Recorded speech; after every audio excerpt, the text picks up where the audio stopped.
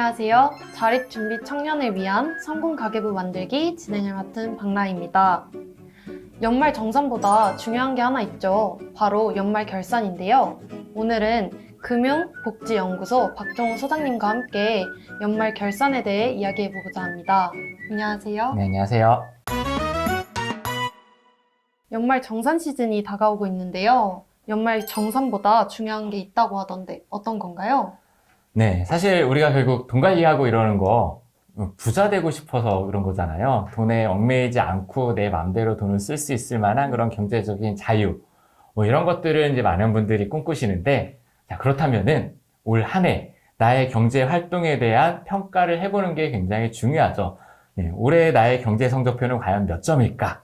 뭐 이런 거 궁금하지 않으신가요? 그러니까 현황 파악을 하지 않고 막연히 부자가 되려고 막 묻지마 투자에만 나서기보다는 일단은 나의 현 상태, 재무 상태를 평가해 보는 게 굉장히 중요할 수밖에 없습니다. 그래서 막연한 부자 되기가 아니라 안정적인 확실한 부자 되기를 실천하기 위해서 일단은 올 한 해의 나의 그런 재무 관리가 어떻게 진행되고 있는지 이러한 부분들을 한 번쯤 점검을 해보셔야 그래야 내년에 좀 더 나은 한 해를 꿈꾸실 수가 있겠죠. 그러면 어떻게 점검하는 게 좋을까요? 네, 먼저 일단 올 한 해 1년 동안의 수익과 지출을 정리해 보는 게 필요합니다. 안 그래도 곧 연말정산하느라 소득공제 관련된 저축이나 각종 영수증 뭐 이런 것들을 챙기게 될 텐데 하는 김에 좀 더 포괄적으로 하는 거죠. 소득은 급여통장을 넣고 1월부터 12월까지의 실수령액이 얼마였는지 한 번쯤은 따져볼 필요가 있어요. 사실 뭐 생활해 보셔서 아시겠지만 한 달에 30만 원 더 있고 덜 있고의 차이가 생각보다 크거든요. 네. 근데 소득 파악 제대로 안 하고 넘어가는 분들이 굉장히 많아요. 그리고 지출도 가계부를 쓰시는 분들이라면 평소에 쉽게 정리를 하실 수가 있으실 텐데, 근데 가계부를 평소에 안 썼던 분들이라도 정리하는 게 어렵지만은 않아요. 왜냐면 지난 시간에 우리가 신용카드 이야기를 했지만 요즘은 각종 공과금이나 통신비, 카드값 뭐 이런 것들이 대부분 자동이체로 빠져나가는 것들이 많다 보니까 뭐 이런 거 지출액 자체를 따져보는 거는 쉽게 하실 수가 있을 거고요. 그리고 또 현금으로 지출된 돈만 대략적으로 어림잡아 더해보는 정도로만 해보셔도 사실 대략적인 지출액 정도는 충분히 계산을 해보실 수가 있을 거예요. 네. 하지만 단순히 이걸 지출액을 합산만 해보는 거는 의미가 없겠죠. 네. 평가를 통해서 내년에는 무엇을 어떻게 할지 뭐 예산이나 재무 목표에 반영을 해보는 게 필요할 텐데 이러한 것들을 해보려면은 그러면은 1월부터 12월까지 월별로 소득과 지출액을 쭉 적어보고 나서 어느 달에 소득이 많은지 적은지, 마찬가지로 지출도 어느 달에 지출이 많고 적은지, 그래서 수입보다 지출이 많은 달이 있을 거고, 수입보다 지출이 적은 달이 있을 거고, 뭐 이런 것들을 따져보셔야 그래야 이제 돈이 남는 달에 이 돈을 부족한 달에 옮겨서 쓸 수 있는 그런 계획들을 해볼 수가 있을 거고, 그리고 단순히 총 지출만 따져보기보다는 식비, 주거비, 외식비, 뭐 이런 식으로 통신비, 뭐 이런 식으로 각 항목별로 한 번쯤은 정리를 해보실 필요가 있겠죠. 그래서 매달 일정하게 나가는 우리 집의 고정 비용은 어느 정도 되는지 체크를 해보셔야 되실 거고, 그리고 이제 매달은 아니지만 뭐 자동차 보험료라든가 뭐 경조사비라든가 친구들 생일 챙기는 비용이라든가 옷값도 그럴 거고, 불규칙하게 발생해 왔던 이런 비정기 지출은 또 얼마인지 따져보셔야겠죠. 이러한 것들을 통해서 내년 예산을 세우시는 거예요. 내가 올해는 저축을 별로 못했지만 내년에는 내년에는 내가 돈을 좀 더 모아보자. 뭐 이러한 계획들을 세우려면 결국에는 지출에 대한 예산을 세워보고 조정을 해보는 그런 과정들이 필요할 수밖에 없을 겁니다. 그럼 소득 지출 말고 자산과 부채처럼 더 따져봐야 하는 게 있을까요? 네. 그러니까 자산과 부채에 대한 평가를 해보셔야 되는 거예요. 그러니까 이것도 사실 통장을 확인해 보면 쉽죠. 1월 달에 내 통장 잔액과 그리고 올해 12월 달에 연말 잔액을 일단 비교를 해보셔야 될 겁니다. 그래야 내가 올 한 해 1년을 살아가면서 자산이 늘었는지 아니면 빚이 늘었는지 뭐 이러한 부분들을 이제 따져 볼 수가 있을 거고요. 그리고 단순히 총액을 파악하는 데 그칠 게 아니라 자산과 부채의 내역을 이제 살펴볼 필요가 있겠죠. 그래서 내가 올해 예금은 늘었는데 투자 자산에서 줄었는지 아니면 연금액이 줄었는지, 그리고 빚은 늘었는지 줄었는지, 빚이 늘어났는데 예를 들어서 그냥 전세보증금 대출 요거는 동일한데 마이너스 통장이나 카드 할부금, 뭐 현금 서비스 금액만 잔뜩 늘었다 막 이러면 내가 올해 진짜 돈을 엉망으로 쓰고 살았구나 뭐 이런 또 평가를 해볼 수가 있겠죠. 그래서 단순히 총액만 적을 게 아니라 이걸 항목별로 분류를 해서 내가 뭐가 어느 정도 늘고 줄었는지, 그리고 이제 소위 예금 자산이 얼마나 있는지 살펴보셔야 내가 실제로 급한 일이 생겼을 때 꺼내 쓸 수 있는 그런 이제 유동 자산은 얼마나 있으며 또 내가 묶여 있는 돈은 얼마나 있는지 뭐 이러한 부분들을 파악을 해보셔야,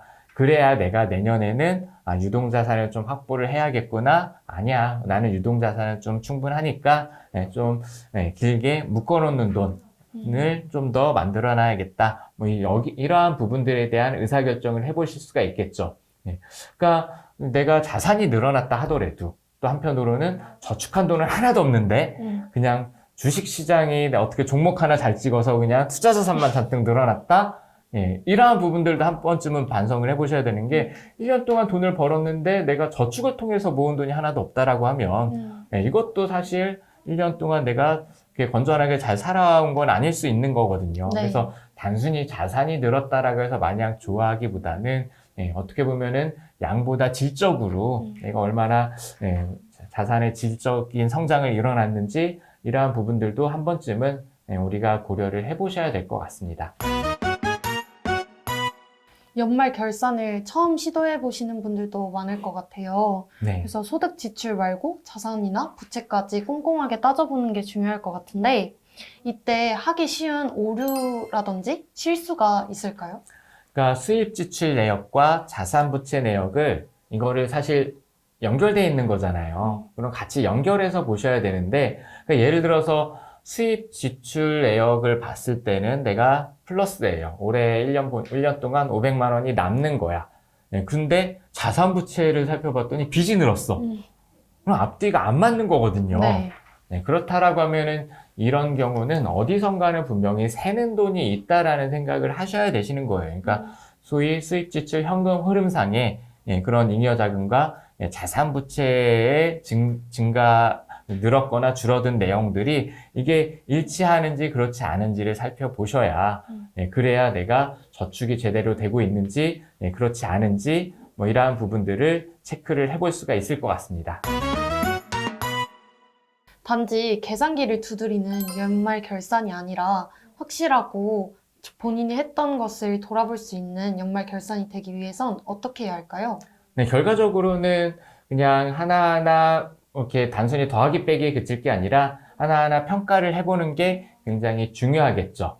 그래서 이러한 것들을 통해서 이렇게 내년 이렇게 평가를 한다라는 거는 내년 계획을 세우기 위해서 하는 거거든요. 뭐 예를 들어서 올해 갑자기 목돈 지출이 나갔는데 이게 내년에도 생길 목돈 지출이라고 하면은 당연히 올해는 생각지도 못한 지출이라서 어쩔 수 없이 빚을 내서 썼지만 내년에도 이런 지출이 또 있을 거다라고 하면은 이건 반복되는 지출이니까 그렇죠. 내년 예산에 반영을 해서 내가 미리 저축을 하든 아니면 내가 다른 자산에서 미리 돈을 빼놓든 뭐 이런 준비를 미리 해보셔야겠죠. 그래서 이렇게 계획을 세워보는 게 필요할 거고, 그리고 또 현금 흐름 측면에서도 내가 이렇게 한 달을 살아가는 데 있어서 매달 고정적으로 나가는 고정 비용이 몇 %나 되는지도 생각을 해보셔야 되는 거예요.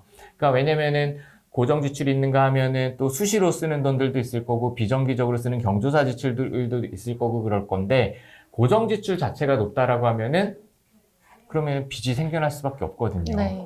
그러면은 내가 고정 지출을 줄이기 위한 그런 노력들을 당연히 이제 해보셔야 될 거고요. 이 고정 지출 중에서 또 많은 비중을 차지하는 게 금융비용, 뭐 대출 이자라든가 내지는 이제 보험료라든가 뭐 이러한 부분들이 있을 텐데, 고정 지출 항목들이 크다라고 하면 내가 어디서 이러한 비용들이 많이 차지하는지를 생각을 해보셔야겠죠. 그래서 사실 고정 지출을 많이 줄여 놓으셔야 그래야 저축이 가능한 구조가 음. 될 수가 있어요. 그래서 일단은 1차적으로 노력을 하셔야 되는 건 고정 지출이 어느 정도 포지션을 차지하는지 체크를 하셔야 될 거고, 그리고 이제 아까 말씀드린 것처럼 1월부터 12월까지 소득과 지출의 흐름을 쭉 따져보시고 흑자 달과 적자 달이 어떻게 되는지 이러한 부분들을 파악해서 적자 달을 미리미리 대비할 수 있는 구조로 가셔야 될 거고, 그리고 올해랑 내년이랑 같을지 다를지는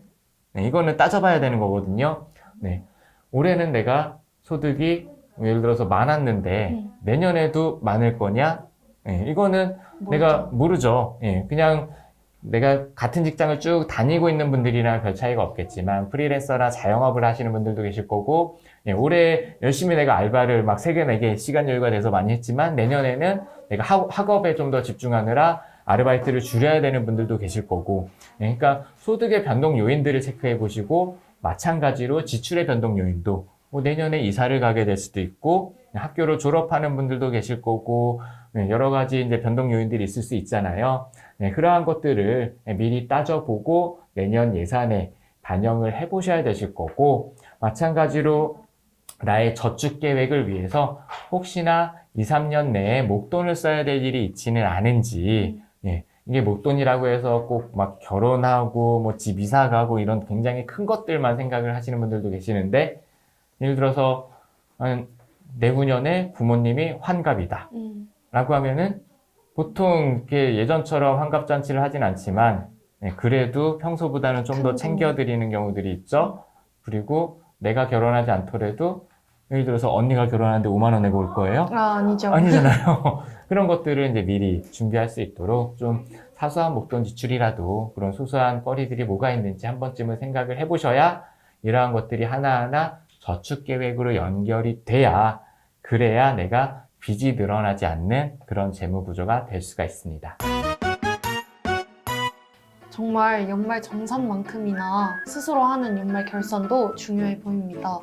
여러분들도 소장님이 이야기해주신 내용을 바탕으로 연말 결산 잘 하시길 바라며 오늘 영상 잘 봐주셨다면 좋아요와 구독 부탁드릴게요. 감사합니다. 고맙습니다.